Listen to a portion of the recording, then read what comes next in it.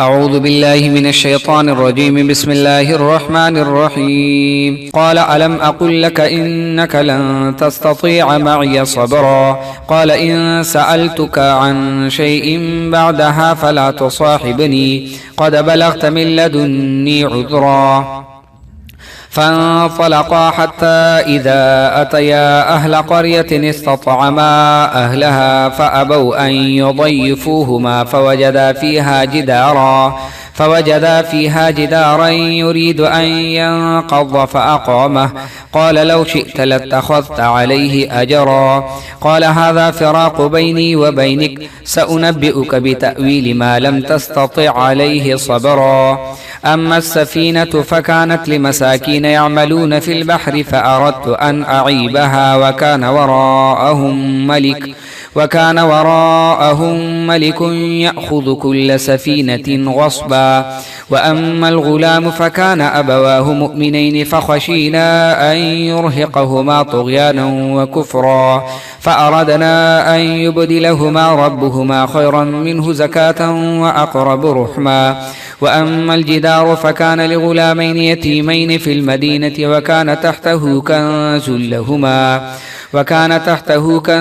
لهما وكان أبوهما صالحا فأراد ربك أن يبلغا أشدهما ويستخرجا كنزهما رحمة من ربك وما فعلته عن أمري ذلك تأويل ما لم تسطع عليه صبرا.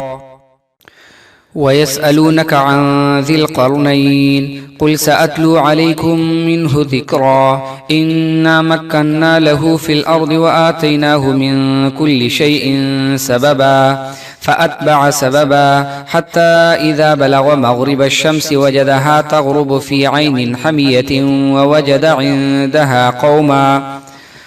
قلنا يا ذا القرنين إما أن تعذب وإما أن تتخذ فيهم حسنا. قال أما من ظلم فسوف نعذبه ثم يرد إلى ربه فيعذبه عذابا نكرا. وأما من آمن وعمل صالحا فله جزاء الحسنى وسنقول له من أمرنا يسرا. ثم أتبع سببا حتى إذا بلغ مطلع الشمس وجدها تطلع على قوم لم نجعل لهم من دونها سترا. كذلك وقد أحطنا بما لديه خبرا. ثم أتبع سببا حتى إذا بلغ بين السدين وجد من دونهما قوما لا يكادون يفقهون قولا.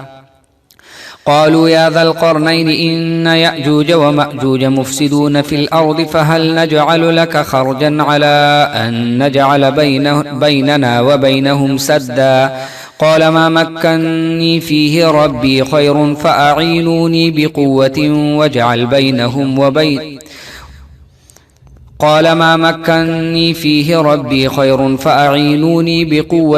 أجعل بينكم وبينهم ردما. آتوني زبر الحديد حتى إذا ساوى بين الصدفين قال انفخوا حتى إذا جعله نارا قال آتوني أفرغ عليه قطرا فما استطاعوا أن يظهروه وما استطاعوا له نقبا. قال هذا رحمة من ربي فإذا جاء وعد ربي جعله دكا وكان وعد ربي حقا. وتركنا بعضهم يومئذ يموج في بعض ونفخ في الصور فجمعناهم جمعا. وعرضنا جهنم يومئذ للكافرين عرضا. الذين كانت أعينهم في غطاء عن ذكري وكانوا لا يستطيعون سمعا. أفحسب الذين كفروا أن يتخذوا عبادي من دونه أولياء إنا أعتدنا جهنم للكافرين نزلا. قل هل ننبئكم بالأخسرين أعمالا الذين ضل سعيهم في الحياة الدنيا وهم يحسبون أنهم يحسنون صنعا. أولئك الذين كفروا بآيات ربهم ولقائه فحبطت أعمالهم فلا نقيم لهم يوم القيامة وزنا. ذلك جزاؤهم جهنم بما كفروا واتخذوا آياتي ورسلي هزوا إن الذين آمنوا وعملوا الصالحات كانت لهم جنات الفردوس نزلا خالدين فيها لا يبغون عنها حولا قل لو كان البحر مدادا لكلمات ربي لنفد البحر قبل أن تنفد كلمات ربي ولو شئنا بمثله مددا قل إنما أنا بشر مثلكم يوحى إلي قل إنما أنا بشر مثلكم يوحى إلي أنما إلهكم إله واحد فمن كان يرجو لقاء ربه فليعمل عملا صالحا ولا يشرك بعبادة ربه أحدا. بسم الله الرحمن الرحيم. كافها يا عين صاد. ذكر رحمة ربك عبده زكريا إذ نادى ربه نداء خفيا قال رب إني وهن العظم مني واشتعل الرأس شيئا ولم أكن بدعائك رب شقيا وإني خفت الموالي من ورائي وكانت امرأتي عاقرا فهب لي من لدنك وليا يرثني ويرث من آل يعقوب واجعله رب رضيا. يا زكريا إنا نبشرك بغلام اسمه يحيى لم نجعل له من قبل سميا قال رب أنى يكون لي غلام وكانت امرأتي عاقرا وقد بلغت من الكبر عتيا قال كذلك قال ربك هو علي هين وقد خلقتك من قبل ولم تك شيئا قال رب اجعل لي آية قال آيتك ألا تكلم الناس 3 ليال سويا فخرج على قومه من المحراب فأوحى إليهم أن سبحوا بكرة وعشيا يا يحيى خذ الكتاب بقوة وآتيناه الحكم صبيا وحنانا من لدنا وزكاة وكان تقيا وبرا بوالديه ولم يكن جبارا عصيا وسلام علي يوم ولد ويوم يموت ويوم يبعث حيا واذكر في الكتاب مريم إذ انتبذت من أهلها مكانا شرقيا فاتخذت من دونهم حجابا فأرسلنا إليها روحنا فتمثل لها بشرا سويا قال إني أعوذ بالرحمن منك إن كنت تقيا قال إنما أنا رسول ربك لأهب لك غلاما زكيا قالت أنى يكون لي غلام ولم يمسسني بشر ولم أك بغيا قال كذلك قال ربك هو علي هين ولنجعله آية للناس ورحمة منا وكان أمرا مقضيا فحملته فانتبذت به مكانا قصيا فأجاءها المخاض إلى جذع النخلة قالت يا ليتني مت قبل هذا وكنت نسيا منسيا فناداها من تحتها ألا تحزني قد جعل ربك تحتك سريا وهزي إليك بجذع النخلة تساقط عليك رطبا جنيا فكلي واشربي وقري عينا فإما ترين من البشر أحدا فقولي إني نذرت للرحمن صوما فلن أكلم اليوم إنسيا فأتت به قومها تحمله قالوا يا مريم لقد جئت شيئا فريا يا أخت هارون ما كان أبوك امرأ سوء وما كانت أمك بغيا فأشارت إليه قالوا كيف نكلم من كان في المهد صبيا قال إني عبد الله آتاني الكتاب وجعلني نبيا وجعلني مباركا أينما كنت وأوصاني بالصلاة والزكاة ما دمت حيا وبرا بوالدتي ولم يجعلني جبارا شقيا والسلام علي يوم ولدت ويوم أموت ويوم أبعث حيا ذلك عيسى بن مريم قول الحق الذي فيه يمترون ما كان لله أن يتخذ من ولد سبحانه إذا قضى أمرا فإنما يقول له كن فيكون وإن الله ربي وربكم فاعبدوه هذا صراط مستقيم فاختلف الأحزاب من بينهم فويل للذين كفروا من مشهد يوم عظيم أسمع بهم وأبصر يوم يأتوننا لكن الظالمون اليوم في ضلال مبين وأنذرهم يوم الحسرة إذ قضي الأمر وهم في غفلة وهم لا يؤمنون إنا نحن نرث الأرض ومن عليها وإلينا يرجعون واذكر في الكتاب إبراهيم إنه كان صديقا نبيا إذ قال لأبيه يا أبت لم تعبد ما لا يسمع ولا يبصر ولا يغني عنك شيئا يا أبت إني قد جاءني من العلم ما لم يأتك فاتبعني أهدك صراطا سويا يا أبت لا تعبد الشيطان إن الشيطان كان للرحمن عصيا يا أبت إني أخاف أن يمسك عذاب من الرحمن فتكون للشيطان وليا قال أراغب أنت عن آلهتي يا إبراهيم لئن لم تنته لأرجمنك واهجرني مليا قال سلام عليك سأستغفر لك ربي إنه كان بي حفيا وأعتزلكم وما تدعون من دون الله وأدعو ربي عسى أن لا أكون بدعاء ربي شقيا فلما اعتزلهم وما يعبدون من دون الله وهبنا له إسحاق ويعقوب وكلا جعلنا نبيا ووهبنا لهم من رحمتنا وجعلنا لهم لسان صدق عليا واذكر في الكتاب موسى إنه كان مخلصا وكان رسولا نبيا وناديناه من جانب الطور الأيمن وقربناه نجيا ووهبنا له من رحمتنا أخاه هارون ونبيا واذكر في الكتاب إسماعيل إنه كان صادق الوعد وكان رسولا نبيا وكان يأمر أهله بالصلاة والزكاة وكان عند ربه مرضيا واذكر في الكتاب إدريس إنه كان صديقا نبيا ورفعناه مكانا عليا أولئك الذين أنعم الله عليهم من النبيين من ذرية آدم وممن حملنا مع نوح ومن ذرية إبراهيم وإسرائيل وممن هدينا واجتبينا إذا تتلى عليهم آيات الرحمن خروا سجدا وبكيا فخلف من بعدهم خلف أضاعوا الصلاة واتبعوا الشهوات فسوف يلقون غيا إلا من تاب وآمن وعمل صالحا فأولئك يدخلون الجنة ولا يظلمون شيئا جنات عدن التي وعد الرحمن عباده بالغيب إنه كان وعده مأتيا لا يسمعون فيها لغوا إلا سلاما ولهم رزقهم فيها بكرة وعشيا تلك الجنة التي نورث من عبادنا من كان تقيا وما نتنزل إلا بأمر ربك له ما بين أيدينا وما خلفنا وما بين ذلك وما كان ربك نسيا رب السماوات والأرض وما بينهما فاعبده واصبر لعبادته هل تعلم له سميا ويقول الإنسان أإذا ما مت لسوف أخرج حيا أولا يذكر الإنسان أنا خلقناه من قبل ولم يك شيئا فوربك لنحشرنهم الشياطين ثم لنحضرنهم حول جهنم جثيا ثم لننزعن من كل شيعة أيهم أشد على الرحمن عتيا ثم لنحن أعلم بالذي هم أولى بها صليا وإن منهم إلا واردها كان على ربك حتما مقضيا ثم ننجي الذين اتقوا ونذر الظالمين فيها جثيا وإذا تتلى عليهم آياتنا بينات قال الذين كفروا للذين آمنوا أي الفريقين خير مقاما وأحسن نديا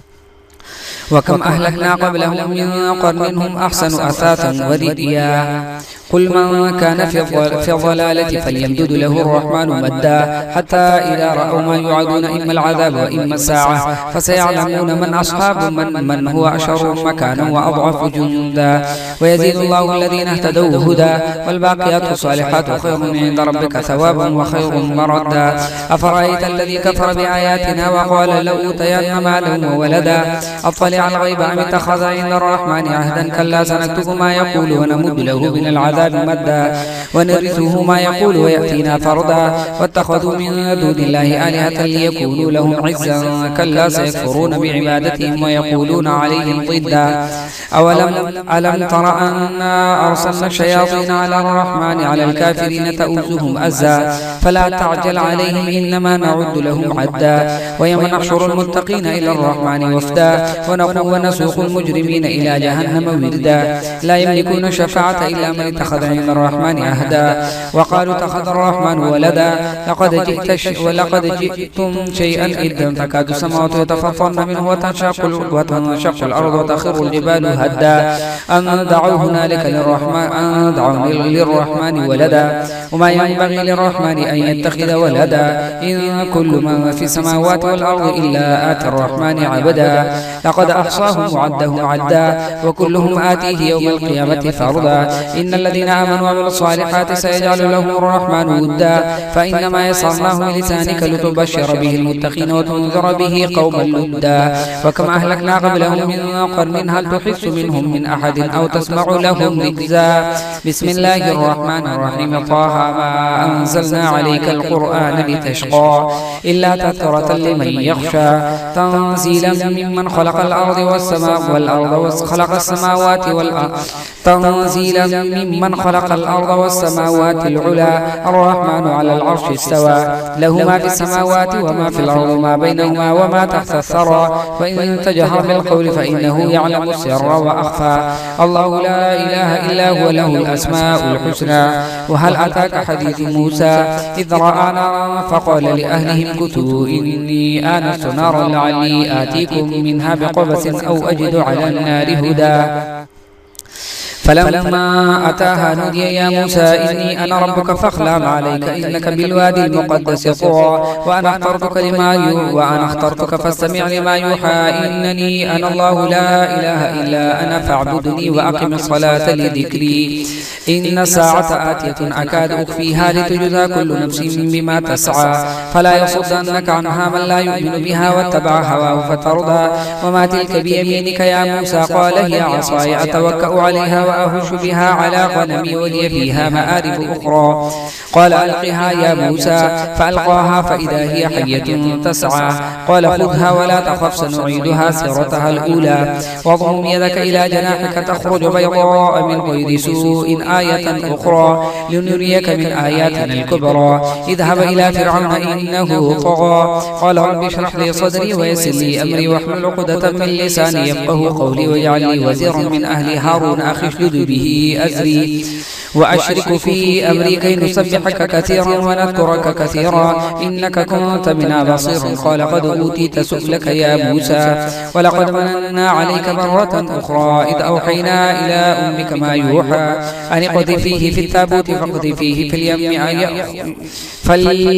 اليم فليلقه اليم بالساحل يأخذه عدو لي وعدو له وألقيت عليك محبة مني ولتصنع على عيني إذ تمشي أختك فتقول هل أدلكم على من يكفله فرجعناك إلى أمك كي تقر عينها ولا تحزن وقتلت نفسا فنجيناك من الغم وفتناك فتونا فلبثت سنين في أهل مدينة ثم جئت على قدري يا موسى وصنعتك لنفسي اذهب أنت وأخوك بآياتي ولا تنيا في ذكري اذهبا إلى فرعون إنه طغى فقولا له قولا لينا لعله يتذكر أو يخشى قال ربنا إننا نخاف أن يفرط علينا أو أن يطغى قال لا تخافا إنني معكما أسمع وأرى فأتياه فقولا إن رسول ربك فأرسل معنا بني إسرائيل ولا تعذبهم قد جئناك بآية من ربك والسلام على من اتبع الهدى إنا قد أوحي إلينا أن العذاب على من كذب وتولى قال فمن ربكما يا موسى قال ربنا الذي أعطى كل شيء خلقه ثم هدى قال فما بال القرون الأولى قال علمها عند ربي في كتاب لا يضل ربي ولا ينسى الذي جعل لكم الأرض مهدا وسلك لكم فيها سبلا وأنزل من السماء ماء فأخرجنا به أزواجا من نبات شتى كلوا وارعوا أنعامكم إن في ذلك لآيات لأولي النهى منها خلقناكم وفيها نعيدكم ومنها نخرجكم تارة أخرى ولقد أريناه آياتنا كلها فكذب وأبى قال أجئتنا لتخرجنا من أرضنا بسحرك يا موسى فلنأتينك بسحر مثله فاجعل بينك بيننا وبينك موعدا لا نخلفه نحن ولا أنت مكانا سوى. قال موعدكم يوم الزينة وأن يحشر الناس ضحى. فتولى فرعون فجمع كيده ثم أتى. قال لهم موسى ويلكم لا تفتروا على الله كذبا فيسحتكم بعذاب وقد خاب من افترى. فتنازعوا أمرهم بينهم وأسروا النجوى. قالوا إن هذان لساحران يريدان أن يخرجاكم من أرضكم بسحرهما ويذهبا بطريقتكم المثلى فأجمعوا كيدكم ثم أتوا صفا. فقد أفلح اليوم من استعلى. قالوا يا موسى إما أن تلقي وإما أن نكون أول من ألقى. قال بل ألقوا فإذا حبالهم وعصيهم يخيل إليه من سحرهم أنها تسعى. فأوجس في نفسه خيفة موسى. قلنا لا تخف أنت إنك أنت الأعلى وألق ما في يمينك تلقف ما صنعوا إنما صنعوا كيد ساحر ولا يفلح الساحر حيث أتى. فألقي السحرة سجدا قالوا آمنا برب هارون وموسى. قال آمنتم له قبل أن آذن لكم إنه لكبيركم الذي علمكم السحر فلأقطعن أيديكم وأرجلكم من خلاف ولأصلبنكم في جذوع النخل ولتعلمن أينا أشد عذابا وأبقى. قالوا لن نؤثرك على ما جاءنا من البينات والذي فطرنا فاقض ما أنت قاض إنما تقضي هذه الحياة الدنيا إنا آمنا بربنا ليغفر لنا خطايانا وما أكرهتنا عليه من السحر والله خير وأبقى. إنه من يأت ربه مجرما فإن له جهنم لا يموت فيها ولا يحيا ومن يأته مؤمنا قد عمل الصالحات فأولئك لهم الدرجات العلى جنات عدن تجري من تحتها الأنهار خالدين فيها وذلك جزاء من تزكى. ولقد أوحينا إلى موسى أن أسر بعبادي فاضرب لهم طريقا في الأرض يبسا لا تخاف دركا ولا تخشى. فأتبعهم فرعون بجنوده فغشيهم من اليم ما غشيهم وأضل فرعون قومه وما هدى. يا بني إسرائيل قد أنجيناكم من عدوكم وواعدناكم جانب الطور الأيمن ونزلنا عليكم المن والسلوى. كلوا من طيبات ما رزقناكم ولا تطغوا فيه فيحل عليكم غضبي ومن يحلل عليه غضبي فقد هوى وإني لغفار لمن تاب وآمن وعمل صالحا ثم اهتدى. وما أعجلك عن قومك يا موسى؟ قال هم أولئي على أثري وعجلت إليك ربي لترضى. قال هم أولئي على أثري وعجلت إليك ربي لترضى. قال فإنك قد فتنا قومك من بعدك وأضلهم السامري. فرجع موسى إلى قومه غضبان آسفا. قال يا قوم ألم يعدكم ربكم وعدا حسنا أفطال عليكم العهد أم أردتم أن يحل عليكم غضب من ربكم فأخلفتم موعدي؟ قالوا ما أخلفنا موعدك بملكنا ولكننا حملنا أوزارا من زينة القوم فقذفناها فكذلك ألقى السامري. فأخرج لهم عجلا جسدا له خوار فقالوا هذا إلهكم وإله موسى فنسي. أفلا يرون أن لا يرجع إليهم قولا ولا يملك لهم ضرا ولا نفعا. ولقد قال لهم هارون من قبل يا قوم إنما فتنتم به وإن ربكم الرحمن فاتبعوني وأطيعوا أمري. قالوا لن نبرح عليه عاكفين حتى يرجع إلينا موسى. قال يا هارون ما منعك إذ رأيتهم ضلوا ألا تتبعني أفعصيت أمري؟ قال يا ابن أم لا تأخذ بلحيتي ولا برأسي إني خشيت أن تقول فرقت بين بني إسرائيل ولم ترقب قولي. قال فما خطبك يا سامري؟ قال بصرت بما لم يبصروا به فقبضت قبضة من أثر الرسول فنبذتها وكذلك سولت لي نفسي. قال فاذهب فإن لك في الحياة أن تقول لا مساس وإن لك موعدا لن تخلفه وانظر إلى إلهك الذي ظلت عليه عاكفا لنحرقنه ثم لننسفنه في اليم نسفا. إنما إلهكم الله الذي لا إله إلا هو وسع كل شيء علما. كذلك نقص عليك من أنباء ما قد سبق وقد آتيناك من لدنا ذكرا. من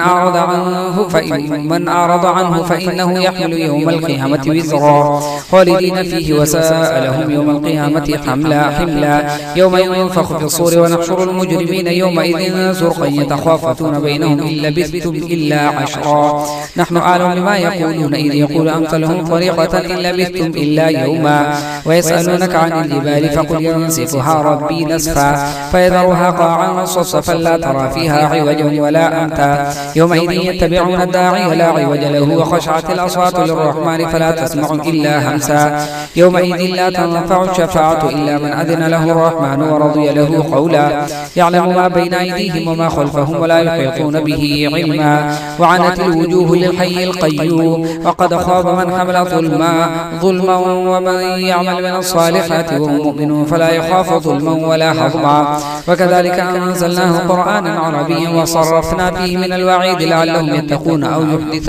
يحدث لهم ذكرا فتعالى الله الملك الحق ولا تعجل بالقرآن من قبل أن يقضى إليك وحيه وقل رب زدني علما ولقد عاهدنا إلى آدم من قبل فنسي ولم نجد له عزما وإذ قلنا للملائكة اسجدوا لآدم فسجدوا إلا إبليس أبى فقلنا يا آدم إن هذا عدو لك ولزوجك فلا يخرجنكما من الجنة فتشقى إن لك ألا تجوع فيها ولا تعرى وأنك لا تظمأ فيها ولا تضحى فوسوس إليه الشيطان قال يا آدم هل أدلك على شجرة الخلد وملك لا يبلى فأكلا منها فبدت لهما سوآتهما وطفقا يخصفان عليهما من ورق الجنة وعصى آدم ربه فغوى ثم اجتباه ربه فتاب عليه وهدى قال اهبطوا منها جميعا بعضكم لبعض عدو فإما يأتينكم مني هدى فمن تبع هدى فمن اتبع هداي فلا يضل ولا يشقى ومن أعرض عن ذكري فإن له معيشة ضنكا ونحشره يوم القيامة أعمى قال رب لم حشرتني أعمى وقد كنت بصيرا قال كذلك أتتك آياتنا فنسيتها وكذلك اليوم تنسى وكذلك نجزي من أسرف ولم يؤمن بآيات ربه ولعذاب الآخرة أشد وأبقى أفلم يهد لهم كما أهلكنا قبلهم من القرون يمشون في مساكنهم إن في ذلك لآيات لأولي النهى ولولا كلمة سبقت من ربك لكان لزاما وأجل مسمى فاصبر على ما يقولون وسبح بحمد ربك قبل طلوع الشمس وقبل غروبها ومن آناء الليل فسبح وأطراف النهار لعلك ترضى ولا تمدن عينيك إلى ما متعنا به أزواجا منهم زهرة الحياة الدنيا لنفتنهم فيه ورزق ربك خير وأبقى وأمر أهلك بالصلاة وصبر عليها لا نسألك رزقا نحن نرزقك والعاقبة للتقوى وقالوا لولا يأتينا بآية من ربه أولم تأتهم بينة ما في الصحف الأولى ولو أننا أهلكناهم بعذاب من قبله لقالوا ربنا لولا أرسلت إلينا رسولا فنتبع آياتك من قبل أن نذل ونخزى قل كل متربص فتربصوا فستعلمون من أصحاب الصراط السوي ومن اهتدى صدق الله العظيم.